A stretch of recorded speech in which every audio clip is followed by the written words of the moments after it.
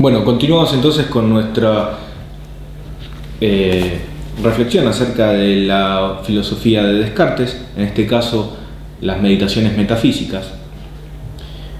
La propuesta de Descartes en términos teóricos consiste básicamente en aplicar su método, el método del cual estuvimos hablando, su método epistémico, a la filosofía primera. Esto es aquella ciencia que se conoce desde la antigüedad con el nombre de metafísica, ¿no? De allí que la obra filosófica más relevante de Descartes, publicada por primera vez en 1641, esta vez en latín, dada la importancia de lo que él considera su mayor descubrimiento, lleva por título Meditaciones metafísicas, en las que se demuestra la existencia de Dios y la distinción entre el alma y el cuerpo. Ese es el título extenso de las meditaciones metafísicas. En efecto, si Descartes logra, tal y como cree, según se afirma ya en el rótulo de la obra, demostrar, en términos teóricos hablando, la existencia de Dios y la inmortalidad del alma y su distinción al mismo tiempo respecto del cuerpo, es precisamente por haber aplicado su método, sus reglas, al campo de la filosofía teórica. Así como en Platón había dos mundos, o encontrábamos dos mundos, ¿no? El sensible y el inteligible, o también como en Aristóteles hablábamos de materia y de forma, o del compuesto de materia y forma, en Descartes, salvando las enormes diferencias, vamos a encontrar que va a hablar en sus meditaciones de dos tipos de sustancias diferentes. Por un lado, lo que él llama o define la res extensa, esto es, las cosas referidas al cuerpo, al espacio, a la extensión. Y por el otro, vamos a encontrar la res cogitans, que son las cosas referidas al alma, al pensamiento y al tiempo. Estas dos sustancias, como las llama Descartes, están evidentemente relacionadas. Del mismo modo que podríamos decir están relacionados el alma y el cuerpo. Pero son, y acá está quizás la clave, esencialmente cosas diferentes. Por más que estén relacionadas, para Descartes, en su pensamiento van a ser sustancias diferentes. Las meditaciones metafísicas, en ese sentido, son un ensayo filosófico profundamente especulativo, en el cual reflexiona acerca de la naturaleza de tales cosas. Y vamos a la primera meditación. La misma lleva por título de las cosas que se pueden poner en duda. En esta primera reflexión, Descartes se propone realizar un escrutinio minucioso de todos sus conocimientos, esto es, de todo aquello que a lo largo del tiempo ha aprendido. Y lo que desea es establecer cuáles de ellos pueden ser considerados ciertos y cuáles no. Lo que busca en última instancia va a ser un primer principio, un conocimiento que sea claro, que sea distinto y que no pueda ser puesto en duda bajo ningún punto de vista. Y con esto, en todo caso, lo que pretende es volver a refundar, volver a elegir el edificio entero del conocimiento, el edificio de las ciencias propiamente modernas. Antes de ello, sin embargo, lo primero es terminar de destruir, de deconstruir, para ponerlo en estas palabras que Descartes no utiliza, lo poco que del antiguo edificio pudiera quedar en pie. Y hay que comenzar de nuevo. La duda metódica, la cautela, será en definitiva lo que le permita a Descartes llevar adelante esta tarea.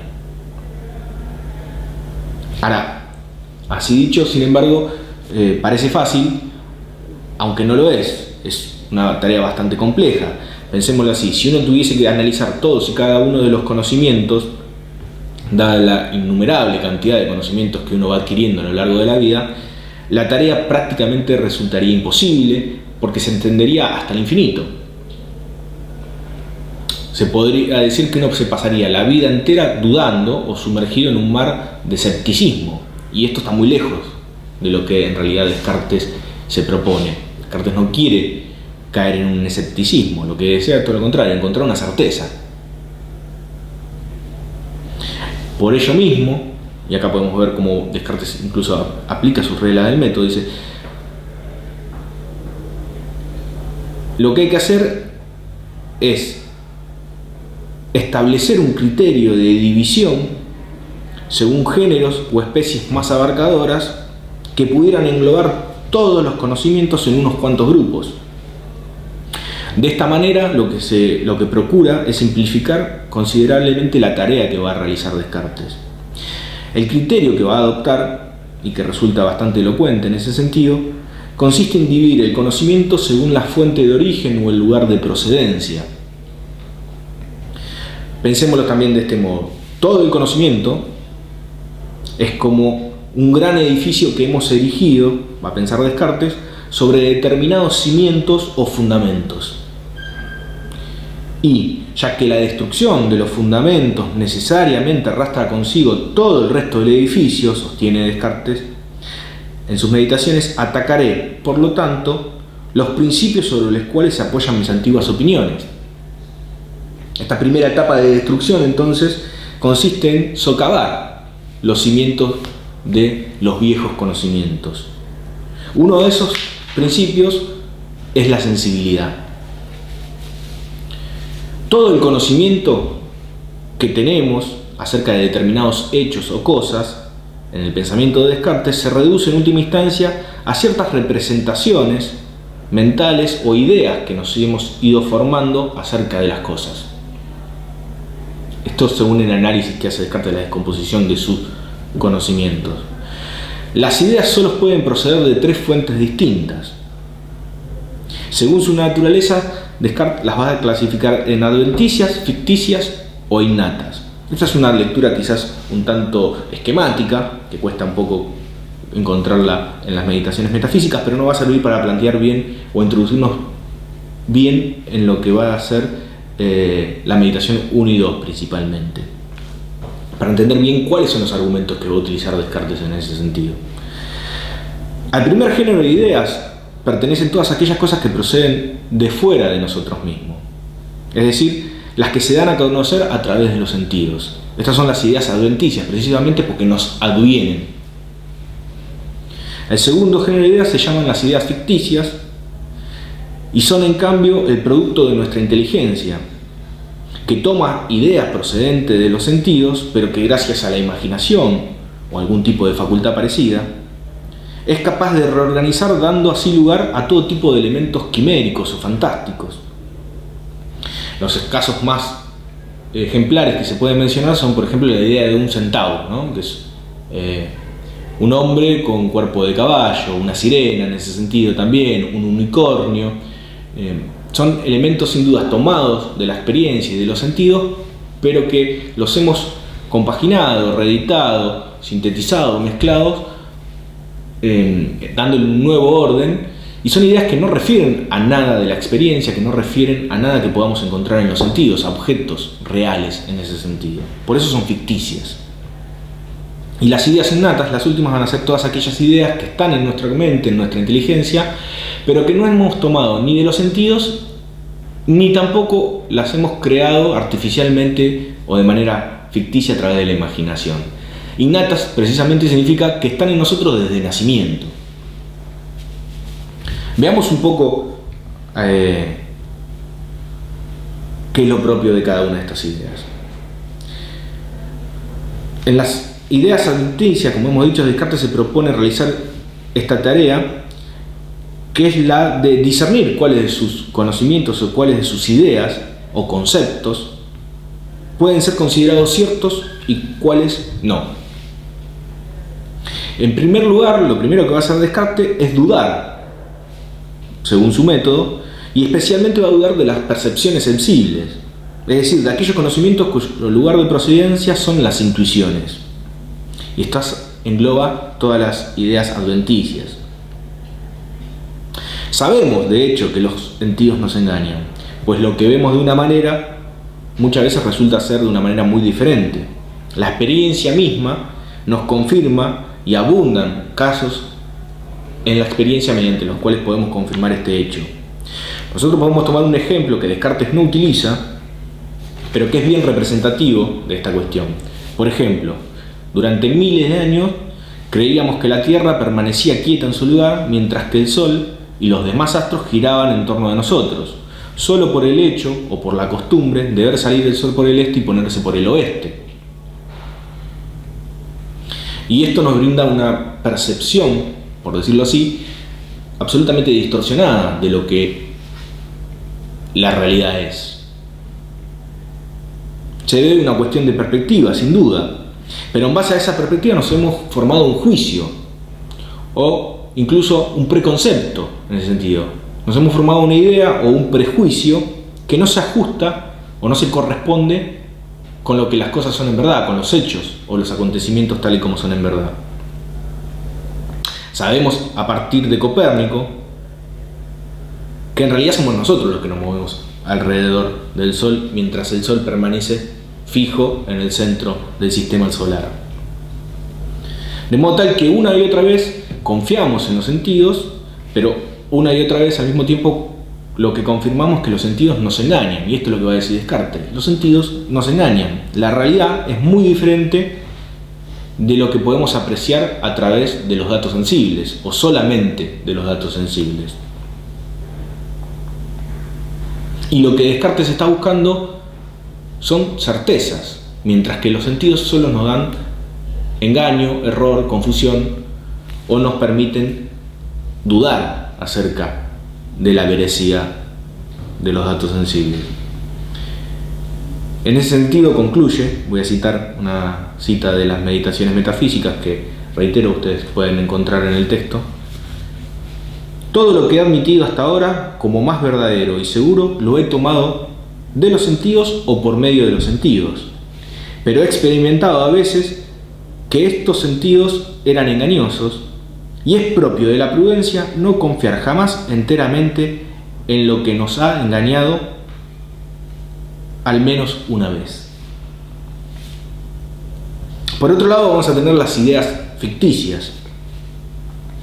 Al someter el conocimiento de las ideas adventicias a la duda metódica, Descartes concluye que el criterio para determinar la verdad en el plano del conocimiento no puede estar fundado en los sentidos.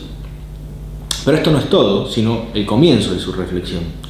La duda metódica es mucho más radical y puede llegar aún bastante más lejos, pues, en efecto, y esto es importante, las ideas ficticias van más allá de las ideas adventicias. Nos dicen que no solo hay ideas que proceden de los sentidos, sino que también hay ideas, como las ficticias, que son en parte producto de nuestra imaginación y sobre las cuales, con mucha más razón que antes, deberíamos proceder con cierto grado de escepticismo o de cautela, ya que en última instancia son producto de la imaginación. Dicho esto en otros términos, epistemológicamente no solo podemos dudar de si las cosas sensibles son tal y como las percibimos, descubrir que en última instancia no hay ninguna garantía de ello, pues no hay verdad en sentido epistemológico a partir de los datos sensibles. Tampoco hay certezas, o habrá certezas, va a decir Descartes, en términos ontológicos o metafísicos en ese sentido, pues también puedo dudar acerca de la existencia misma de las cosas sensibles y pensar que tal vez todas ellas sean, ahora mismo o en todo momento, tan solo una ficción de mi mente, de mi espíritu. Efectivamente, razona Descartes, podría ocurrir que lo que percibo en realidad no existiera como tal. Y esto es un elemento importante, porque la duda de Descartes está incluso negando la realidad de las cosas que hay en el mundo. Podrían no existir, podrían ser en ese sentido solamente producto de la imaginación. Podrían ser en última instancia todas ideas ficticias.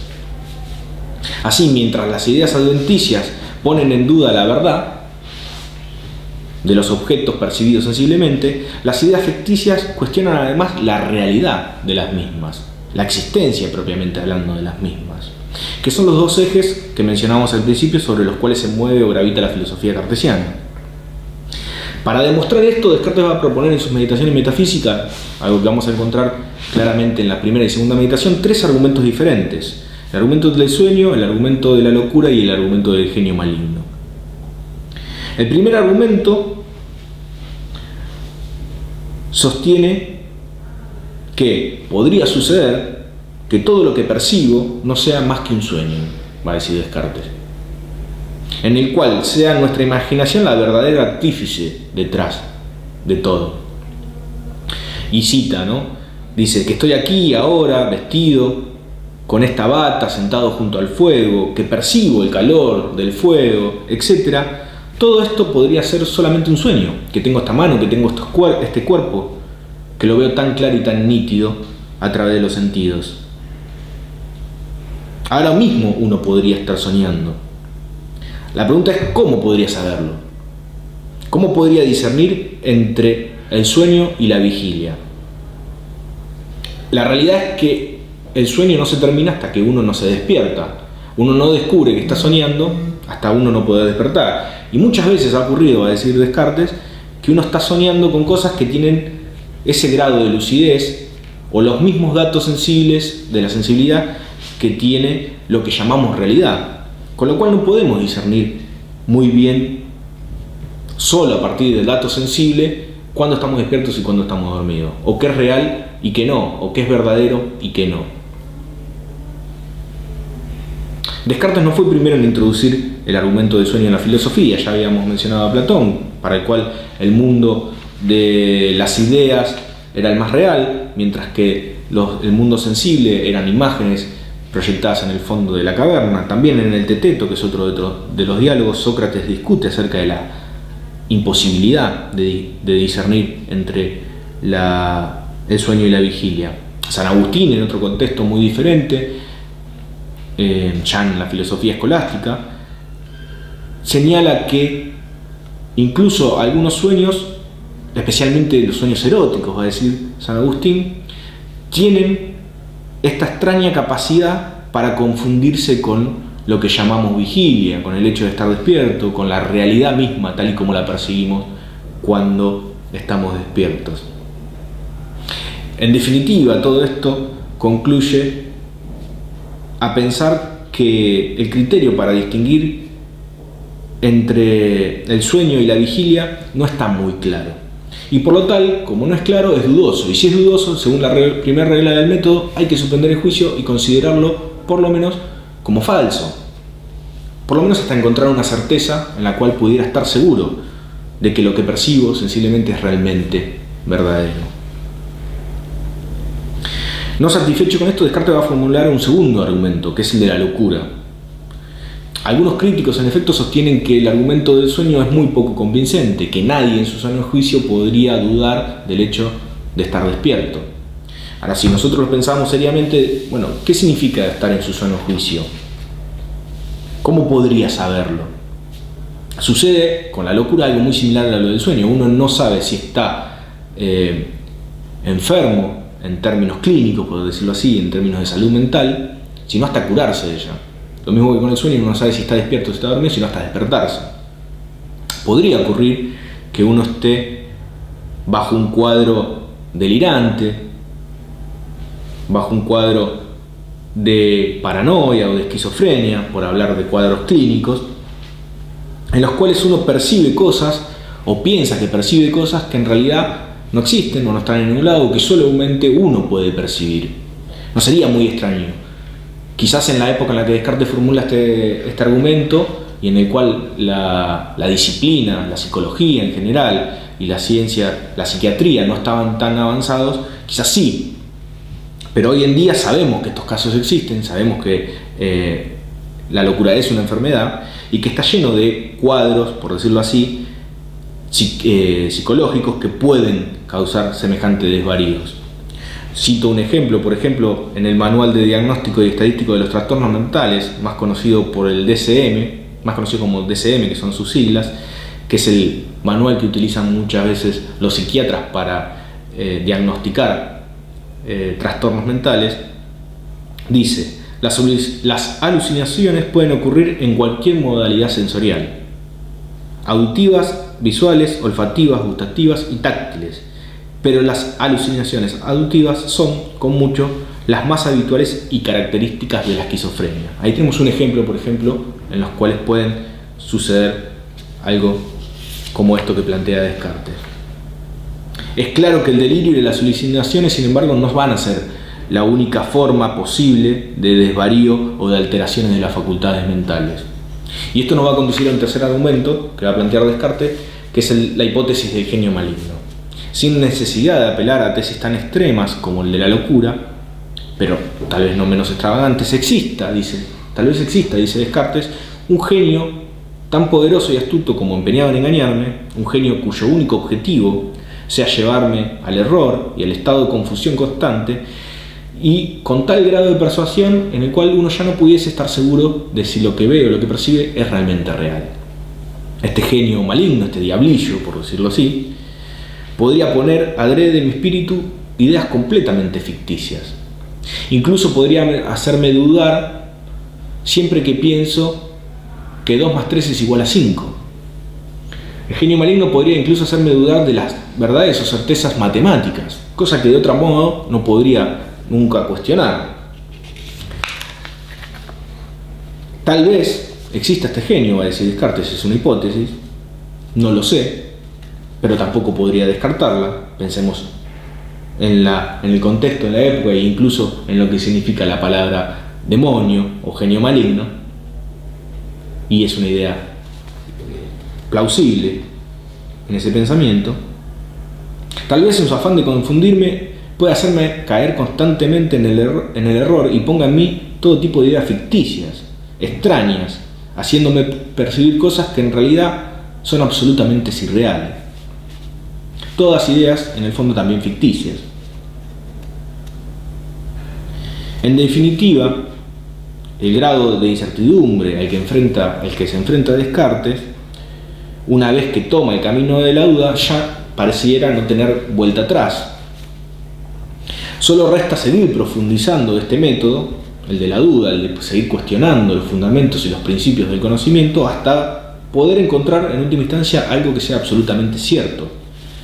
Voy a citar la frase con la que comienza la segunda meditación metafísica, y dice así: la meditación que ayer me ha colmado el espíritu de tantas dudas que no está en mí poder olvidarla. Y sin embargo, no veo de qué modo podría resolverlas. Y como si de golpe hubiese caído en aguas muy profundas, estoy tan turbado que no puedo hacer pie en el fondo ni nadar para mantenerme en la superficie. Con todo, haré el esfuerzo y seguiré de nuevo la misma vía que ayer inicié, el método, el camino, alejándome de todo aquello sobre lo cual pueda tener la menor duda, como si supiera que es absolutamente falso. Y seguiré siempre este camino hasta que haya encontrado algo cierto, o por lo menos, a falta de tal cosa, hasta que reconozca con certeza que nada cierto hay en el mundo.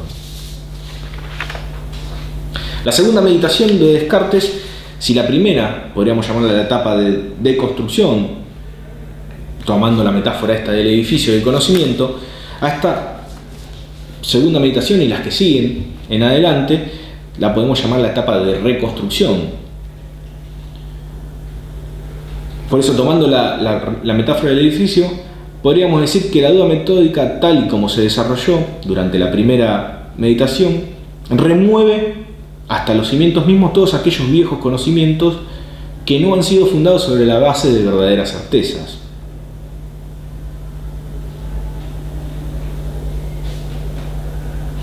Descartes va a evocar la figura de Arquímedes, que fue un gran matemático y genio, inventor incluso de la antigüedad, que había descubierto el principio de la palanca. Según cuenta la historia, Arquímedes decía que para mover el mundo de su lugar solo necesitaba un punto de apoyo, y a través de la fuerza que podía ejercer a través de la palabra podía moverlo. De la misma manera, lo que Descartes viene a poner en consideración en el centro de la escena moderna es la absoluta necesidad de encontrar un nuevo punto de apoyo sobre el cual volver a fundar o refundar las ciencias modernas. Y esto va a ser quizás lo propio o lo más importante de su pensamiento.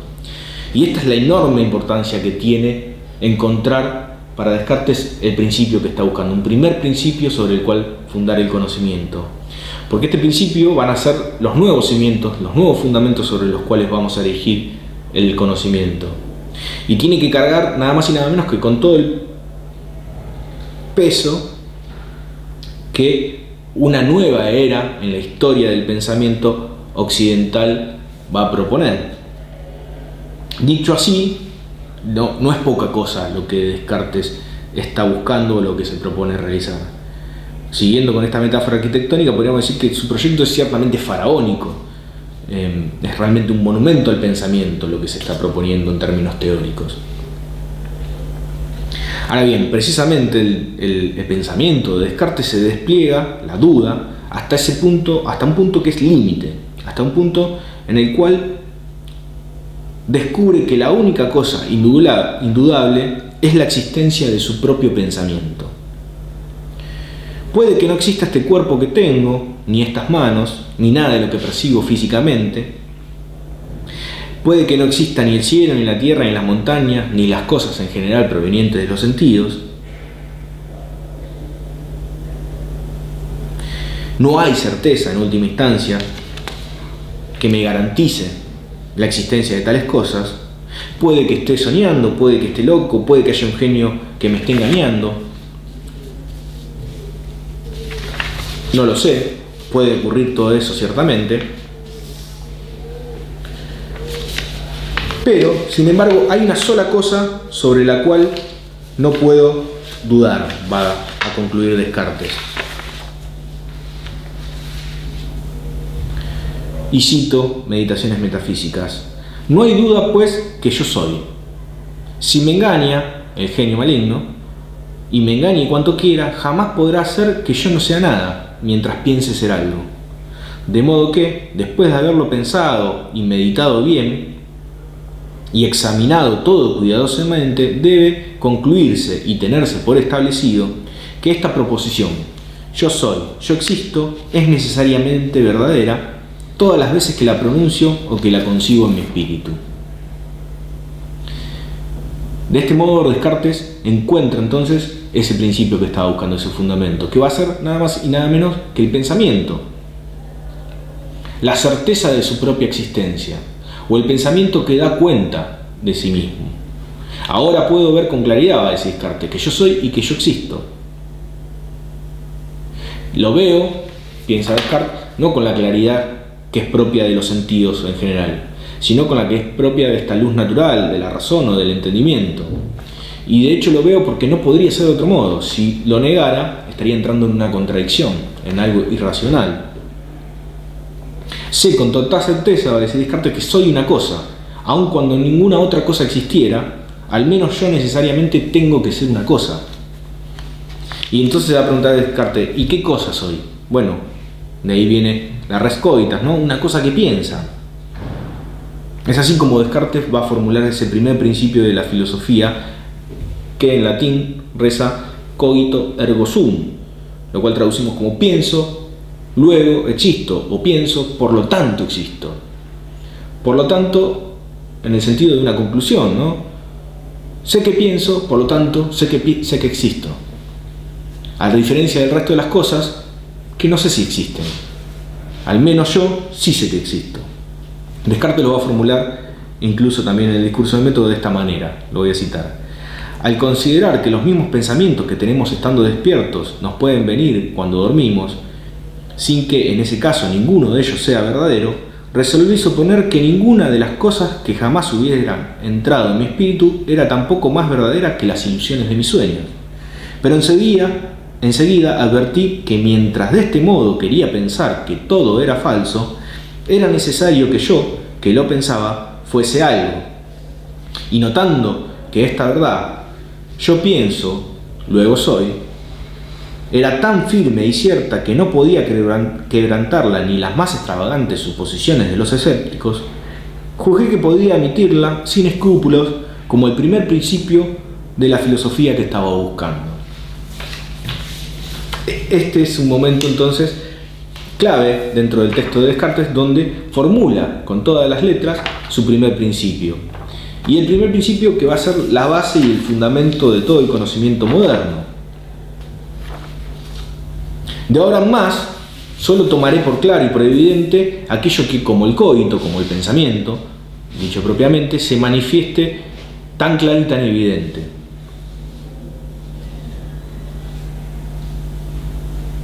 Incluso Descartes se va a preguntar, bueno, ¿qué es entonces en última instancia una cosa que piensa? Encuentro, va a decir, que el pensamiento es un atributo que me pertenece, el único que no puede ser separado de mí, distinguido de mí en ese sentido. Yo no soy, pues, hablando con precisión, más que una cosa que piensa, es decir, un espíritu, un entendimiento, una razón, términos cuya naturaleza me era antes desconocida. Luego de esto se va a preguntar incluso, ¿y qué es entonces esta cosa que piensa? Una cosa que duda, que concibe, que afirma, que niega, que quiere, que no quiere, que imagina y también que siente. Por cierto, no es poco si todo esto pertenece a mi naturaleza. De este modo, Descartes encuentra en el pensamiento la certeza que estaba buscando. Un conocimiento lo suficientemente firme como para poder erigir el pensamiento y el conocimiento nuevamente. Por eso se va a transformar en el primer principio de la filosofía moderna. Antes de concluir, quisiera entrar o mencionar algunas palabras finales. Curiosamente fue el mismo Arquímedes quien, según se cuenta la historia, habiendo descubierto la respuesta a un problema de muy difícil solución que se había propuesto encontrar, pronunció una famosa frase que dice Eureka. En griego significa lo encontré. También Descartes podría haber exclamado semejante cosa, pues en esta segunda meditación, como hemos visto, puede decir que ha encontrado la solución al problema que estaba buscando. Este fundamento, dicho ahora con otras palabras, va a ser la subjetividad. O mejor dicho, ya que Descartes no utiliza en el sentido estricto la palabra subjetividad, esto es algo que podemos reconstruir a partir del progreso de la filosofía, habrá que esperar más en el desarrollo de la filosofía para que aparezca definido con esta palabra. Estamos hablando en todo caso no de esa subjetividad según la cual todo es relativo, todo depende en todo caso del punto de vista del observador, sino de todo lo contrario. Se trata de la subjetividad entendida en estos términos, ¿no? Que el conocimiento que el sujeto, el yo, en tanto ser pensante, en tanto cogito, tiene de sí mismo, es absolutamente incuestionable. Y es la fuente de certeza, y esta fuente de certeza no solo está en el pensamiento, es el pensamiento mismo. El fundamento sobre el cual debe erigirse entonces ahora todo el conocimiento va a ser el pensamiento, y un pensamiento que es como este, ¿no?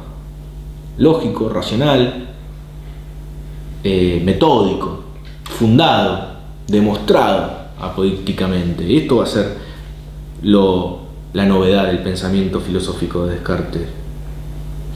De aquí que este filósofo sea considerado también el padre del racionalismo, ¿no? Porque su pensamiento está basado en la demostración, en el método riguroso, en los principios racionales, a partir de los cuales se puede demostrar o corroborar la veracidad de un objeto de estudio.